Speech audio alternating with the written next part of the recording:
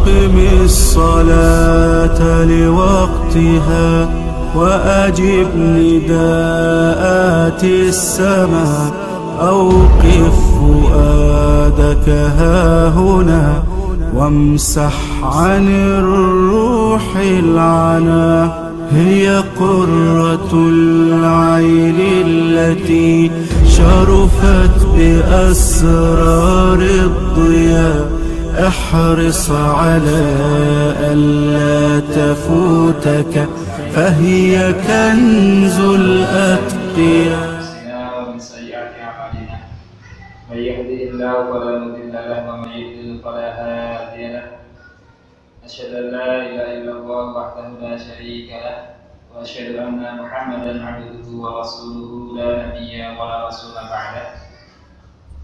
قال الله تعالى في كتابه الكريم يا أيها الذين آمنوا اتقوا الله حق تقاته ولا تموتن إلا وأنتم مسلمون. وقال رسول الله صلى الله عليه وسلم ittaqillaha haitsuma kunta wa atbi' sayyi'atal hasanata tamhuha wa khaliqin nasa bi khuluqin hasanin. Wa qala man salaka tariqan yaltamisu fihi ilman sahala Allahu lahu bihi tariqan ilal jannah. Wa kama qala. Sama dirahmati Allah Subhanahu wa taala. Alhamdulillah, kita bersyukur kepada Allah Subhanahu wa taala pada kesempatan yang kondisi-kondisi yang panas, sing kesumu ya serana karuan. Ya, kemudian Rasulullah SAW tunggu di haud teladanya Rasulullah SAW ketika sudah lolos orang-orang tadi. Ya. Kata Rasulullah SAW dalam riwayat yang lain, bagikan Rasulullah mengatakan manisnya lebih manis daripada madu, putihnya lebih putih daripada susu. Itu haudnya Rasulullah SAW. Tetapi kata Rasulullah dalam hadis riwayat Muslim itu, tetapi ada orang di kelompok sana itu yang dia mendekat ke Rasulullah SAW dan Rasulullah tahu besok itu umatku dan mereka ya'rifuni kata Rasulullah. Mereka juga ingat atau tahu saya Rasulullah. Tetapi apa? Antara saya kata Rasulullah, antara mereka dengan telagaku dan saya itu ada penghalang yang tidak bisa menjadikan mereka itu mendekat ke telaga Rasulullah. Padahal tahu. Ya, sekarang apa? Social distancing, protokol kesehatan sekarang. Tahu dia mempono kain itu Rasulullah, tahu umat-umat tersebut. Tapi apa? Mereka tidak bisa mendekat haudnya Rasulullah, telaganya Rasulullah. Kata Rasulullah kepada utusan Allah Subhanahu wa taala, "Innahum min ummati." Mereka umatku wahai utusan Allah. Kok mereka enggak ke sini toh? Ya. Apa kata Allah Subhanahu wa taala? Innaka la tadri ma ahdatsu ba'da. Ya wahai Muhammad, kamu tidak tahu apa yang mereka kerjakan setelah meninggalmu. Maknanya apa? Mereka ghayyaru. Rasulullah SAW mengatakan suqan di mana ghayyaru ba'di. Celaka orang-orang yang ngotak-atik syariatku setelah meninggalku. Orang-orang yang merubah-rubah syariatku. Orang yang menambah, yang mengurangi syariatku. Kata Rasulullah SAW, mereka tidak akan mendapatkan haud, tidak akan mendapatkan telaga Rasulullah, dan tidak bisa minum di telaga Rasulullah, dan tidak mendapatkan syafaat dari Rasulullah SAW. Intinya dua tadi, ya. Dia rubah-rubah syariat Nabi Muhammad, dia nambah atau mengurangi syariat Islam, padahal syariat Islam itu setelah Rasulullah wafat, berarti syariat Islam itu sudah sempurna, lengkap. Ya. Al-yawma akmaltu lakum dinakum wa atmamtu 'alaikum ni'mati wa raditu lakumul Islam dinan. Rasulullah wafat itu sudah berarti syariat Islam itu sudah Allah sempurnakan untuk kita bersama. Tidak perlu dikotak-atik, tidak perlu untuk ditambah-tambah, tidak perlu untuk dikurang-kurangi atau diinovasi. Sekarang kan orang seneng ngotak-ngatik ya, kurang cocok kayak gini, kita ganti yang lainnya. Itu apa adanya. Makanya nanti salah satu syarat mendapatkan cintanya Rasulullah itu adalah melaksanakan sunnahnya Rasulullah apa adanya. Kemarin sudah kita bahas ya. Terus siapa mereka yang akan mendapatkan syafaat Rasulullah SAW? Yang pertama, orang-orang yang patuh patuh dan tunduk kepada ketentuan Allah Subhanahu wa taala, ketentuan Rasulullah sallallahu alaihi wasallam. Ta'dzim maknanya patuh tunduk kepada setiap syariat yang ditetapkan Rasulullah sallallahu alaihi wasallam. Ya. Tanpa tawar-menawar, agama kita bukan agama prasmanan lah. Kalau kita senang kita makan, kalau nggak senang kita tinggalkan, bukan. Agama kita itu apa? Kita disuruh untuk masuk ke dalam Islam itu secara sempurna, nggak boleh somot-somot. Sing cocok karo hati ini ditindaki, sing ra cocok karo hatinya ditinggalkan. Enggak. Agama Islam itu baik itu ringan maupun berat, ketika itu sebuah syariat kita dianjurkan dan diperintahkan untuk melaksanakannya. Tapi kadang-kadang kalau belum bisa melaksanakan maksimal berikut, ya yang penting jangan ditolak. Yang penting jangan ditolak. Ibu-ibu misalnya, ketika ada syariat harus berjilbab, kok ternyata belum mampu untuk berjilbab dengan alasannya, itu ya jangan sampai menolak syariat jilbabnya. Mungkin kita yang kurang imannya atau kurang saja mendapatkan hidayah, tetapi jangan sampai ditolak kewajiban untuk berjilbabnya dan yang lain sebagainya. Tunduk dan patuh terhadap semua ketetapan-ketetapan yang Allah Subhanahu wa taala tetapkan kepada kita. Ini sudah kemarin. Yang kedua, apa syarat mendapatkan cinta Rasulullah SAW? Itu adalah apa adanya ketika mengamalkan sunnah Rasulullah SAW. Baik itu niatnya harus benar, jumlahnya juga harus pas, jenisnya juga harus sama yang ditetapkan Rasulullah, waktunya, tempatnya, tata caranya harus sama dengan apa yang diajarkan Rasulullah SAW. Tentang niat misalnya, ya ini agak susah ini karena kaitannya dengan niat itu arti itu bolak-balik lah. Ya. Kadang kita niatnya sudah benar di awal, tetapi di pertengahan boleh. Ya, kadang di pertengahan juga sudah benar, di akhir kadang-kadang bermasalah. Itu kadang-kadang hati memang ikhlasnya itu. Tandanya apa? Ketika kita melaksanakan ibadah kepada Allah itu sesuai dengan tuntunan Rasulullah, niatnya juga harus niatnya benar. Jangan hanya ingin mendapatkan rezekinya lancar, kemudian dia rajin sholat duha, rajin sholat malam, sampai kok sholat duhanya kan seneng toh mas, iya aku biar rezeki lancar loh. Niatnya benar apa tadi yuk? Niat sholat duha kita kepada siapa? Allah Subhanahu wa taala. Adapun nanti janjinya Allah itu urusan Allah Subhanahu wa taala. Jangan sampai kita niatkan sholat duha, aku tak sholat duha biar rezeki lancar.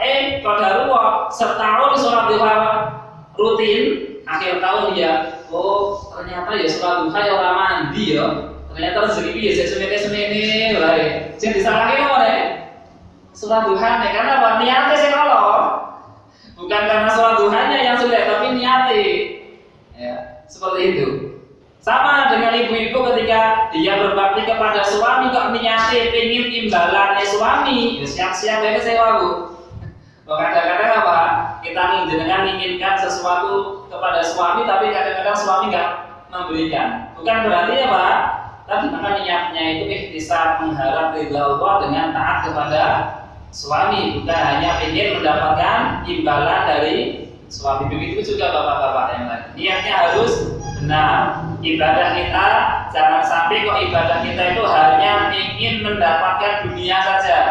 Nanti kalau di dunia dia dapatkan sebagaimana keinginannya, jangan-jangan cuma di dunia dia kan tidak mendapatkan apa-apa nanti. Kan kasihan begitu. Sholat duha lancar, rezekinya karena sebagaimana apa yang dia niatkan dari sholat duhanya agar rezekinya lancar. Di dunia Allah lancarkan rezekinya. Tetapi apa? Dalam dunia toh besok di akhirat ketika dibuka amal-amal solehnya, ya sholat duhaku sih. Nyesel karena apa? Niatnya memang hanya ingin dunia. Makanya niatnya itu untuk Allah Subhanahu wa taala. Kita niatkan besok Ya karena Rasulullah bahkan mengatakan apa? Sesempurnanya balasan itu adalah besok di akhirat. Baik balasan kebaikan maupun balasan kejelekan. Di dunia itu nyicil lah. Ya, nyicil aja nih. Nyicilnya ya main tingkat. Nyicilnya udah ada mobil. Itu nyicil kenikmatan itu. Besok di akhirat baru Allah sempurnakan kenikmatan tersebut. Begitu juga dengan orang-orang yang melanggar aturan Allah. Dia sengsara di dunia itu juga nyicil. Kalau nggak segera tobat, ya, atau meninggal kalau nggak tobat dengan perkara tersebut, ya besok sempurnanya adab itu ya besok di akhirat Allah Subhanahu Wa Taala. Begitu juga dengan apa? Apa adanya kaitannya dengan jumlah. Ketika Rasulullah sudah menyatakan kalau habis sholat itu ya zikirnya, wiridnya itu istighfarnya 3 kali. Ya 3 kali saja, nggak usah banyak-banyak. Subhanallah, walhamdulillah, Allahu Akbar 33 kali. Nggak usah ditambah-tambah, nggak usah dikurang-kurang. Walaupun juga ada nanti hadis yang menyebutkan untuk kaitannya dengan Subhanallah, walhamdulillah, Allahu Akbar itu banyak redaksinya. Dari 33, ada yang 10, itu juga ada. Tetapi ketika sudah ditetapkan seperti itu, rasa ditambah-tambah, aku ikhlas banget kok. Aku Subhanallah pikir saya dulu lah. Ya enggak seperti itu. Begitu juga dengan jenisnya. Ketika Allah sudah tetapkan jenisnya, yaudah dengan jenis itu nggak usah revisi atau diinovasi. Waktunya, tempatnya, tata caranya harus sesuai dengan tata cara yang Rasulullah SAW sampaikan kepada kita. Yang selanjutnya, cara kita untuk mendapatkan cinta Rasulullah SAW itu adalah dengan mengetahui kehidupan Rasulullah SAW. Bagaimana mungkin kita akan cinta kepada sesuatu, tetapi kalau kita tidak ada keinginan untuk mengetahui orang yang kita cintai. Nah, kalau bahasanya apa? Mencari tahu tentang Nabi setiap hari, setiap waktu, ketika ada kesempatan. Ya, bagaimana Rasulullah tidurnya, bagaimana Rasulullah itu berkeluarga, bagaimana Rasulullah itu membina masyarakatnya, bagaimana Rasulullah itu mendidik istri-istrinya, mendidik anaknya. Cari tahu tentang Nabi Muhammad SAW itu menjadikan Rasulullah cinta kepada kita. Karena nggak mungkin kalau saya cinta kepada Rasulullah, tapi anak Rasulullah itu enggak. Kecuali itu dulu, istrinya Rasulullah berapa? Anaknya siapa? Belum tahu. Makanya kita cari tahu orang-orang yang kita idolakan. Mau artis saja, anak putunya gitu. Orang-orang yang kita idolakan di dunia saja, Ronaldo itu dibujuk betul enggak? Orang dibujuk tadi dia anak apa ya? Itu saja kita tahu. Bagaimana dengan Rasulullah SAW, idola kita, yang kita nanti-nantikan syafaatnya, tapi kok kita nggak tahu bagaimana Rasulullah minum, Rasulullah tidur, Rasulullah makan, Rasulullah bersama keluarganya, Rasulullah mendidik anak-anaknya. Karena pribadi kita kan ada pribadi secara pribadi, ada posisi kita sebagai seorang suami, ada posisi kita sebagai anggota masyarakat, ada seperti itu. Dan itu sudah Allah dan Rasulullah SAW praktekkan dalam kehidupan beliau sebagai contoh bagi kita bersama. Dan kewajiban kita mencari tahu tentang Rasulullah SAW, kemudian mengamalkannya. Rasulullah kalau sehari apa yang dikerjakan Rasulullah SAW, ritual malam itu paling lama. Ritual sebelum tidur itu paling banyak. Ibadah kalau ritualnya banyak itu ya ibadah mau tidur ya. Harus wudu ya. Kemudian apa? Bacaan zikir sebelum tidur itu lumayan panjang loh, maka dituruti. Ya.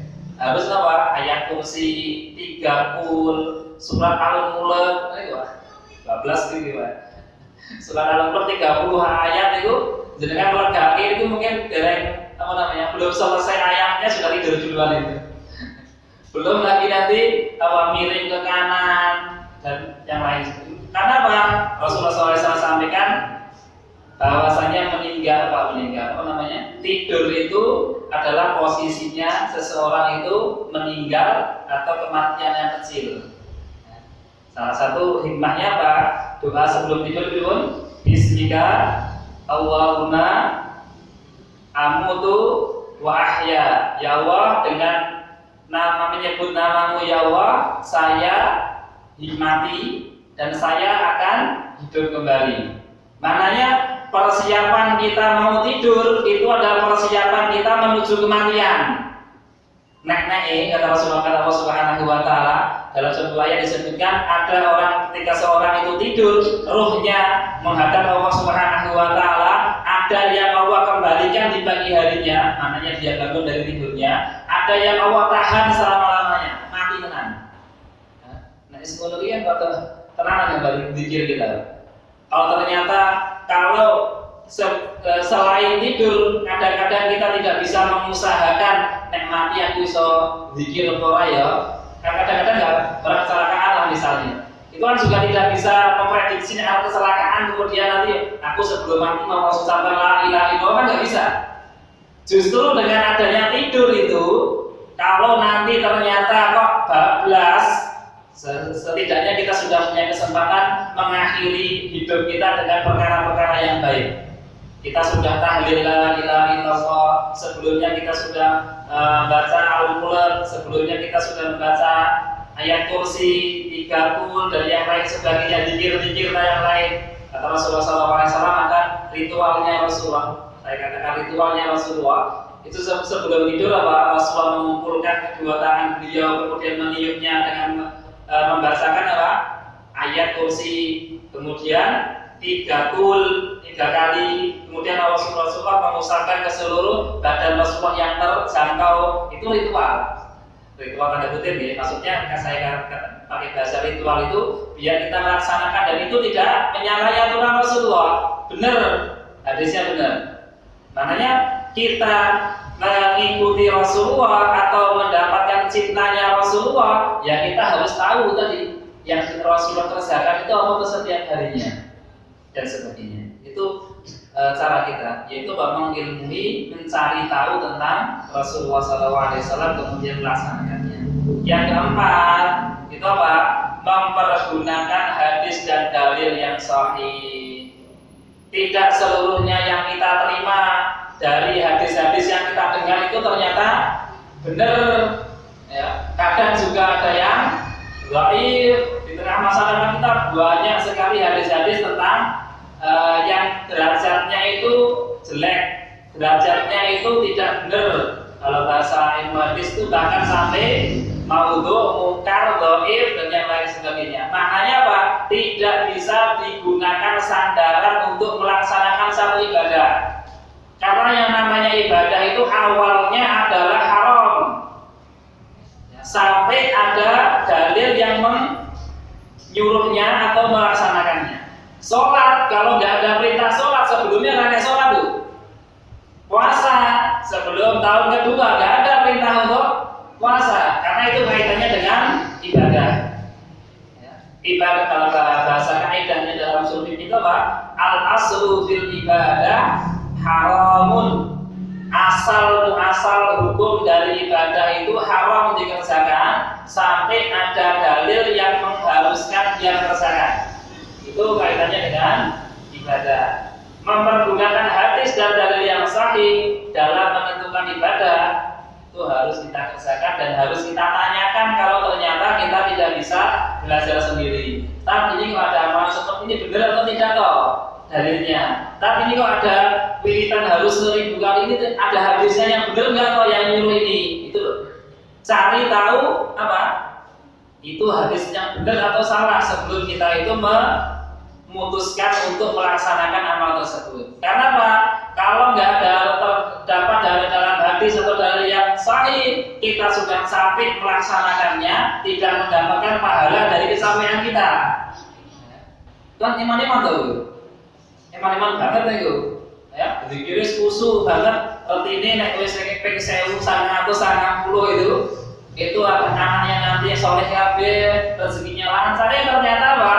Itu enggak soleh garisnya. Apalagi keutamaan bulan-bulan yang lumayan ini. Ada Sa'ban, Rajab ini.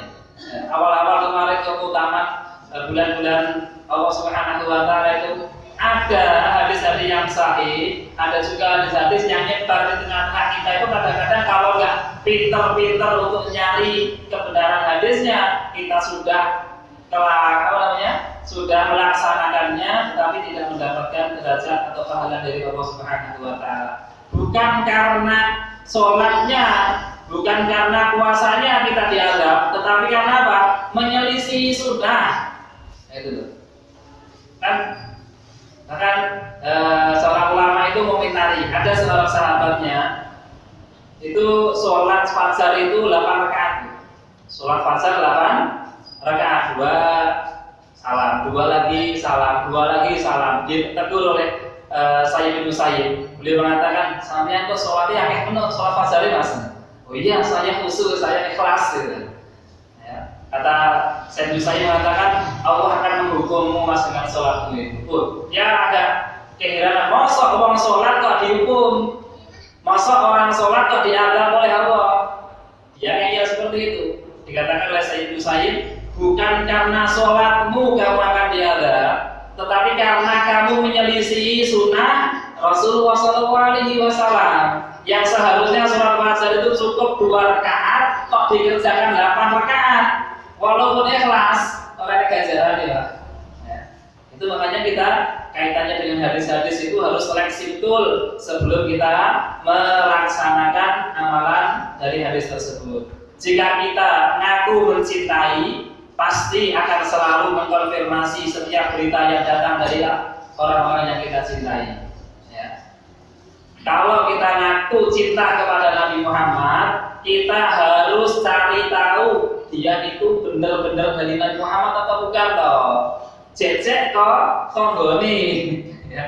Cecek hanya orang lewat saja kemudian memberitahu kita tentang, dan kadang-kadang kita tergiurnya itu dengan hadis-hadis yang derajatnya dhaif itu, yang lemah itu kadang-kadang tergiur dengan pahalanya, Pak. Wah, itu banyak nih Bu Bapak, ya. Hadis-hadis yang jelek, hadis-hadis yang dhaif itu biasanya Pak memamerkan pahala-pahala ganjaran-ganjaran yang wah. Biasanya seperti itu. Saya lihat sholat ini misalnya, nanti dunia seisinya kamu dapatkan, anak-anakmu soleh kabeh, istrimu nambah dan lain sebagainya. Itu biasanya dengan seperti itu, nah itu orang semangat. Padahal itu bukan dari Nabi Muhammad SAW. Makanya kata para ulama, bahkan Ibnu Hasan beliau mengatakan dalam satu dalam kitabnya, al ilmu qabla al qauli wal amal. Ilmu itu dikedepankan sebelum ngomong dan sebelum beramal. Maknanya ketika dia ngomong, ketika dia itu beramal, itu ada dasar ilmunya, benar. Karena apa? Syarat diterimanya amal kan juga salah satunya apa? Ikhlas. Yang kedua, benar. Kalau hanya ikhlas toh nggak benar, nggak diterima oleh Allah. Begitu juga dengan benar toh, tapi kalau nggak ikhlas karena Allah juga tidak diterima oleh Allah Subhanahu wa taala. Sampai amal tersebut terkumpul 2 syarat, benar sesuai ketentuan Rasulullah dan ikhlas karena Allah Subhanahu wa taala. Kalau sudah ikhlas, sudah benar amalnya, tinggal kita berdoa kepada Allah, Rabbana taqabbal minna innaka antas samiul alim. Ya Allah, tolong terimalah amal-amal soleh kami karena Engkau ya Allah. Kalau ternyata kurang dalam melaksanakannya, kita masih ada kesempatan untuk istighfar, minta ampun kepada Allah. Ya Allah, tolong maafkan saya karena sholat tadi kurang khusyuk. Ya Allah, tolong maafkan saya karena puasa saya tadi kurang maksimal, sedekah saya kurang ikhlas. Tolong mohon ampun ya Allah dengan istighfar kita. Itu andalan kita. Asalkan 2 tadi, kita niatnya benar kepada Allah Subhanahu wa taala. Yang kedua, yang kita amalkan itu jelas-jelas benar dari Rasulullah SAW. Itu yang harus kita kerjakan. Makanya yang menjadikan Rasulullah cinta kepada kita itu apa?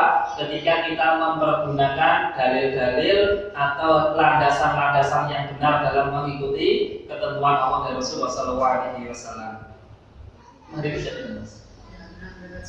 Oh, namanya masih selesai ya. Besok pertemuan besok kita ganti materi, insya Allah. Yang kelima, Apa syarat cinta mendapatkan cinta Rasulullah SAW? Yaitu mencintai orang-orang yang dicintai Nabi Muhammad SAW, dari ahli baitnya, dari keluarga Rasulullah. Dan ini kalau nggak kita sampaikan bersama kaitannya dengan ahli bait misalnya, itu orang-orang Syiah itu kadang-kadang orang-orang Syiah itu, ini ada panggilan orang Syiah teman. Ya, tetapi tidak terlepas sebenarnya. Orang-orang Syiah itu mereka mengkafirkan sahabat Rasulullah SAW. Mereka mengkafirkan istri-istri Rasulullah SAW. Mereka mengkafirkan anak-anak Rasulullah SAW. Dan itu bertentangan dengan akidah kita yang ahlu sunnah wal jamaah, yang kita disuruh untuk mencintai ahli baitnya Rasulullah. Kita diperintahkan Rasulullah untuk mencintai istri-istrinya. Kita diperintahkan Rasulullah untuk mencintai, memuliakan ahlul baitnya Rasulullah, keturunan Rasulullah SAW. Bukan malah mengkafirkan keluarga Rasulullah. Bukan malah mengkafirkan para sahabat Rasulullah SAW. Begitu juga dengan kita disunahkan atau diperintahkan untuk mencintai sahabat-sahabatnya Rasulullah SAW. Makanya karena apa? Mereka lah para sahabat yang bersamai Rasulullah dalam ajaran Rasulullah SAW. Maka kita harus takdim, kita harus mencintai sebagaimana Rasulullah juga mencintai para sahabatnya radhiyallahu anhum ajma'in. Makanya apa? Mencintai orang yang mencintai Rasulullah itu menjadi kewajiban kita bersama. Ketika Rasulullah cinta, kita harus cinta kepada mereka. Ketika Rasulullah benci, kita juga harus benci kepada orang-orang yang dibenci Rasulullah SAW. Rasulullah benci kemunafikan misalnya, kita juga harus benci kepada orang-orang munafik. Rasulullah benci kepada orang-orang kafir atas kekafirannya, maka kita juga harus benci kepada orang-orang kafir atas kekafirannya. Rasulullah SAW suka keadilan, kita juga harus cinta keadilan. Rasulullah murka tentang kezaliman, kita juga harus benci terhadap kezaliman dan yang lain sebagainya. Makanya apa? Mencintai orang-orang yang dicintai Rasulullah dan membenci orang-orang yang dibenci Rasulullah SAW itu menjadi akidah kita bersama untuk mendapatkan cintanya Rasulullah, mendapatkan syafaatnya Rasulullah SAW. Maka dari Rasulullah SAW disebutkan atas Ahmad bin Hasan ibn Hiras, matanya Rasulullah mengatakan, anna Rasulullah SAW qala inna min ahabbikum ilayya wa aqrabukum minni majlisan yaumal qiyamah ahasilukum akhlaqan. Sesungguhnya Rasulullah SAW bersabda, sesungguhnya orang-orang yang kami paling cintai, kata Rasulullah, orang-orang yang sangat kami cintai dari kalian, dan orang-orang yang paling akan dekat denganku kedudukannya besok pada hari kiamat, yang dicintai Rasulullah dan yang paling dekat tempatnya besok dengan Rasulullah SAW itu adalah apa? Ahasinukum akhlaqan, orang-orang yang akhlaknya baik. Itu menjadi PR bagi kita bersama dan menjadi tugas kita bersama. Ketika kita ingin cintanya Rasulullah, kita ingin dekat duduknya bersama Rasulullah besok di surga, maka kita harus mengusahakan akhlak kita itu harus benar. Ya. Akhlaknya harus bagus. Orang-orang yang akhlaknya bagus akan mendapatkan kesempatan duduk bareng bersama Rasulullah, dekat dengan Rasulullah, dan orang-orang tersebut akan dicintai oleh Rasulullah SAW. Akhlak itu kadang-kadang agak ya istilahnya kalau bahasa Rasulullah, bahasa Aisyah ya. Aisyah itu mengatakan apa? Karena akhlak Rasulullah Al-Quran gitu. Akhlaknya Rasulullah itu apa? Al-Quran. Maknanya apa? Kalau kita sudah ngikuti tata caranya Rasulullah, perintahnya Rasulullah, insya Allah akhlak kita baik ya. Bahkan Aisyah katakan tadi apa? Akhlak Rasulullah Al-Quran. Akhlaknya Rasulullah itu ya Al-Quran itu. Maknanya apa? Kita harian kita bermuamalah dengan keluarga, dengan teman, dengan tetangga, itu patokannya, panduannya adalah Al-Quran ya. Kalau orang-orang kok berteman, bertetangga patokannya Al-Quran, insya Allah pertemanannya dia di dunia akan berlanjut di akhirat. Maka Rasulullah Subhanahu wa taala mengatakan apa? Al-akhillau yawma idzin ba'duhum li ba'din aduwwun illal muttaqin. Persahabatan, pertemanan ya, antara kita dengan saudara-saudara kita itu ba'duhum li ba'din aduwwun. Besok pada hari kiamat akan saling bertengkar. Nang dunyane rukun, di dunia serabut bareng, tetapi besok di akhirat akan saling sakar-sakaran. Kecuali siapa? Kecuali illal muttaqin, kecuali orang yang berteman itu dasarnya ketakwaan. Ya. Kalau ada perkumpulan majelis, yayasan, organisasi, kok yang diikuti dalam panduan organisasinya kok menyeleweng dari ketentuannya Allah, mungkin di dunia dia selamat, mungkin di dunia dia akan rukun, tetapi apa? Besok di akhirat sakar-sakaran. Ya, saling bermusuhan. Makanya kalau kita punya perkumpulan, kita punya pengajian, kita punya organisasi, punya tempat majelis, itu dasarnya adalah Al-Quran. Ya. Walaupun kadang-kadang ya padu apa-apa, mendunya. Padu mendunya juga masalah. Asalkan tadi panduannya untuk mengikuti dan membersamai majelisnya tadi, panduannya Al-Quran dan Sunnah Rasulullah SAW. Di dunia dia bisa sama, insya Allah besok di akhirat dia akan bersama juga dengan sahabat-sahabatnya lagi.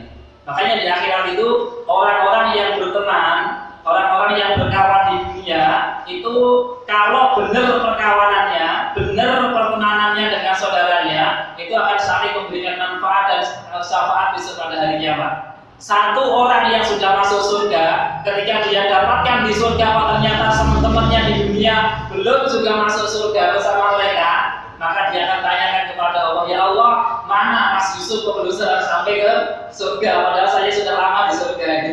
Ya. Seperti itu, dia tanya kepada Allah, dia minta kepada Allah agar teman-temannya tadi disegerakan masuk surga bersama dia. 3 orang yang akan ditanyakan apa? Kanu aina ikhwanuna alladziina yusalluna ma'ana wa yasumuna ma'ana wa ya'maluna ma'ana. Ya Allah, mana sahabatku yang dulu sholat bareng bersama saya, yusalluna ma'ana wa yasumuna ma'ana, yang mereka puasa bareng bersama saya, kok enggak saya dapatkan di surga, mana ya Allah?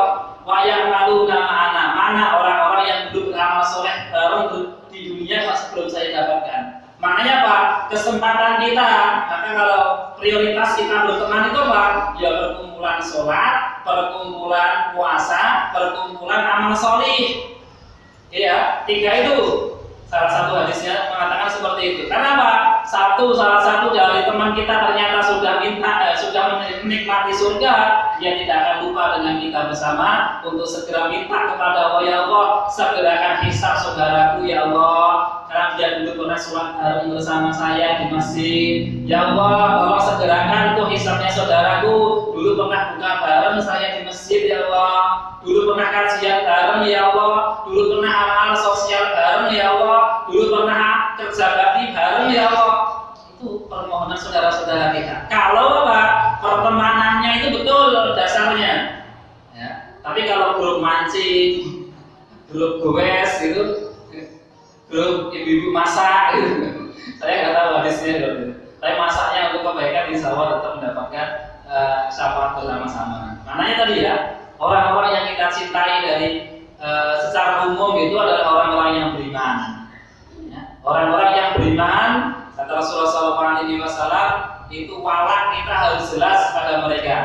Kita harus berbuat baik kepada orang-orang yang Islam secara umum, kaum muslimin. Ya, dan itu syarat mendapatkan cintanya Rasulullah SAW. Dan kita mohon kepada Allah Subhanahu Wa Taala tadi bisa dikumpulkan dengan orang-orang salih di dunia, bisa meratul ukhuwah di dunia yang atas dasar keimanan, atas dasar ketakwaan, dan semoga kita nanti juga bisa bertetanggaan di surganya Allah Subhanahu Wa Taala. Itu kita hasilnya cari teman-teman, ya, cari kelompok-kelompok, itu kan juga untuk nyari kawan di surga, Pak. Ya, nek kita belum sempat masuk surga, konco-konco dari sing soleh-soleh tadi bisa memberikan syafaat bagi kita.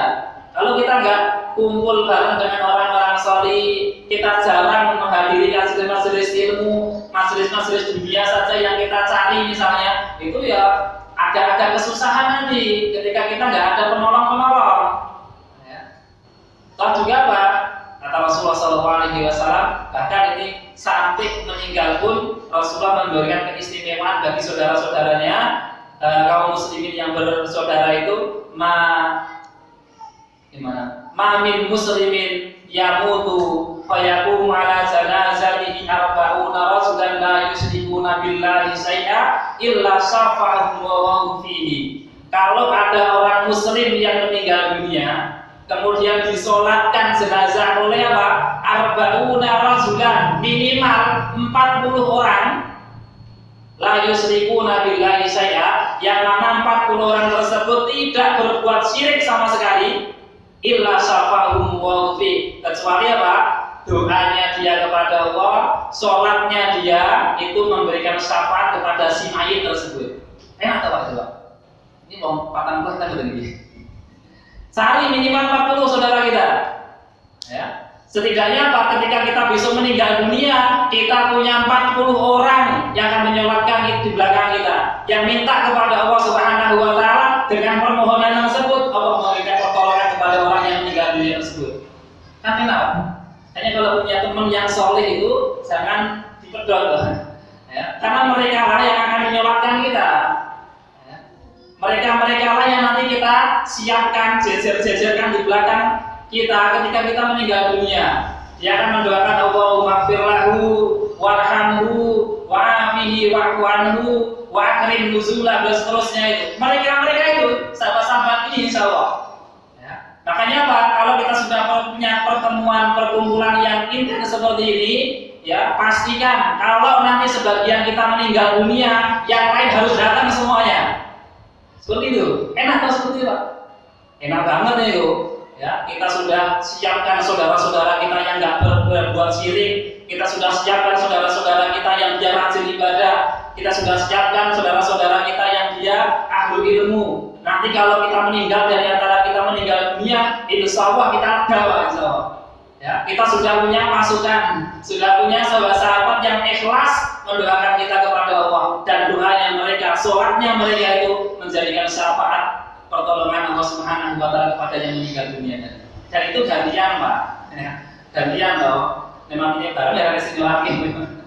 Gantian itu insyaallah. Makanya kita sediakan, kita persiapkan, kita cari sebanyak-banyak mungkin saudara-saudara dan kita ajak bareng-bareng untuk taat agar nanti ketika kita meninggal dunia atau saudara kita yang meninggal dunia, kita punya sahabat-sahabat yang solih, punya sahabat-sahabat yang tidak berbuat syirik, yang dengannya dia sholat kepada Allah, ya mendapatkan syafaat kepada, memberikan syafaat kepada yang meninggal dunia tadi. Itu harus kita persiapkan. Makanya kalau punya perkumpulan itu ya 40 uang, Pak. Ya, bahkan menjadi syarat di mazhab Syafi'i, Jumatan itu kalau nggak kuat 40 orang nggak sah. Itu mazhab Syafi'i. Kalau mazhab yang lainnya tidak pun sudah sah. 40 orang itu kita persiapkan dari sekarang untuk mendapatkan sahabat-sahabat yang baik, kita persiapkan itu semuanya.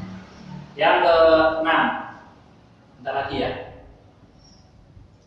Apa yang menjadikan mendapatkan ridho atau mendapatkan cintanya Rasulullah SAW, yaitu mendakwahkan, menyebarkan syariatnya Nabi Muhammad SAW, atau bahasa syariah Pak, berdakwah dengan ajarannya Nabi Muhammad SAW. Itu mendapatkan cintanya Rasulullah, mendakwahkan sunnah kepada orang-orang yang belum paham, agar mereka bareng-bareng paham, bareng-bareng cinta kepada Rasulullah SAW.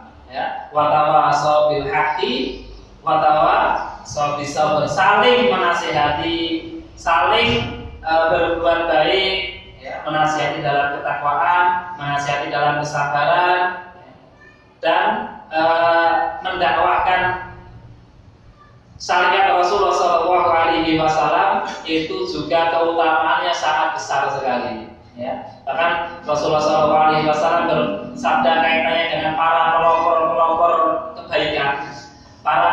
pelopor kebaikan itu doanya atau pahalanya nggak putus selama yang pelopornya tadi kegiatan tersebut tidak putus. Orang yang mempelopori ya besok kan siap hari Senin ya, pemula ya, pelopor kegiatan ini selama kegiatan tersebut masih berjalan, walaupun pelopornya sudah meninggal dunia, dia tetap akan mendapatkan pahalanya. Kan benar seperti itu. Begitu juga dengan kita ngajari anak kita, ngajari cucu kita, itu juga mendakwahkan syariat Rasulullah SAW. Selama apa yang kita sampaikan kepada anak kita kok masih dijalankan anak kita, selama itu pula kita tetap mendapatkan balasannya dari Allah Subhanahu wa taala. Walaupun kita sudah meninggal dunia, kita ngajari anak kita Al-Fatihah misalnya, itu minimal itu kelas ya, 17 kali sehari semalam itu diamalkan anak kita. Ya. Makanya bagi ibu-ibu muda misalnya atau calon ibu-ibu yang di belakang itu bisa kalau punya anak pastikan anak-anak kita bisa Al-Fatihah dari diri kita, orang tuanya. Karena iman-iman tuh, dia sholatnya rajin, pahalanya yang kotor-kotor. Ya, iman-iman itu. Ya. Minimal Al-Fatihah, minimal PTA, ya maksimal ya 30 juz. Maksimal 30 juz. Karena apa? Setiap amal soleh yang dikerjakan anak kita, setiap itu pula orang tua akan mendapatkan pahala dari amal soleh orang anak tersebut. Karena banget seperti itu. Dan mendakwahkan sunnah Rasulullah SAW kepada orang lain yang belum paham agar mereka bareng-bareng cinta kepada Rasulullah SAW. Dan itu menjadi kecintaan Rasulullah dan akan mendapatkan syafaat Rasulullah SAW. Yang ketujuh, sabar ketika mendakwahkan, sabar ketika ngajari anak, sabar ketika kita menyampaikan ajaran Rasulullah kepada tetangga, sabar ketika kita nanti ternyata mendapatkan celaan, sabar ketika kita nanti ngandani tonggone ternyata maidu gitu Pak. Ya. Ngandani anaknya ternyata saya seneng HP gitu. Ya, ngandani bujune ternyata masih rambut gawe dan lain sabar. Dan itu ujian bagi orang-orang yang membawa agama atau ajaran Rasulullah SAW. Karena tidak selalunya orang yang mendakwahkan dakwah Rasulullah, mendakwahkan ajaran Rasulullah itu mulus. Dan sebagian besar justru ketika orang yang mendakwahkan ajaran yang benar itu justru dimusuhi. Makanya syariat Rasulullah untuk sabar. Rasulullah itu membawa kebenaran di awal-awal Islam, ternyata di Mekah berapa tahun, 13 tahun Rasulullah ya masih banyak perlawanan. Padahal orang yang benar, Rasulullah itu terkenal jujurnya, terkenal orang baik. Tetapi apa? Ya tadi, gara-gara syariatnya tadi yang nggak cocok menurut orang Mekah pada waktu itu, akhirnya mereka memusuhi Rasulullah. Bukan musuhi Rasulullahnya, pribadi Rasulullah nggak dimusuhi, tapi apa? Ajarannya itu ya hanya dimusuhi oleh orang-orang yang belum dapat hidayah pada waktu itu. Makanya sabar dalam mendapatkan ajaran Rasulullah SAW yang terakhir itu kita memperbanyak sholawat atas Nabi Muhammad SAW. Man sholla alaihi sholatan sallallahu alaihi kata Rasulullah, yang bersolawat kepada satu kali akan mendapatkan sholawat penghargaan keagungan dari Allah sebanyak 10 kali. Maknanya kita disunahkan untuk memperbanyak sholawat kepada Nabi Muhammad SAW. Lafaz sholawatnya monggo yang hafal aja. Ya, yang paling pendek apa? Ya shollu alaihi Allahumma sholli ala Muhammad. Ya, atau yang paling bagus adalah sholawat Ibrahimiyah ketika kita baca di tahiyat akhir. Allahumma sholli ala Muhammad wa ala ali Muhammad kama shallaita ala Ibrahim wa ala ali Ibrahim innaka Hamidum Majid wa barik ala Muhammad wa ala ali Muhammad kama barakta ala Ibrahim wa ala ali Ibrahim innaka Hamidum Majid. Atau dengan redaksi yang lain, ada 2 atau 3 redaksi yang untuk tahiyat akhir tersebut. Memperbanyak sholawat atas Nabi Muhammad itu menjadikan kita dicintai Rasulullah SAW dan berkesempatan insya Allah mendapatkan syafaat Rasulullah SAW. Demikian kajian kita tentang syafaat Rasulullah. Semoga yang sedikit ini bisa menambah keilmuan kita untuk bisa tetap mencintai Rasulullah SAW dan mengusahakan agar mendapatkan cinta Rasulullah SAW.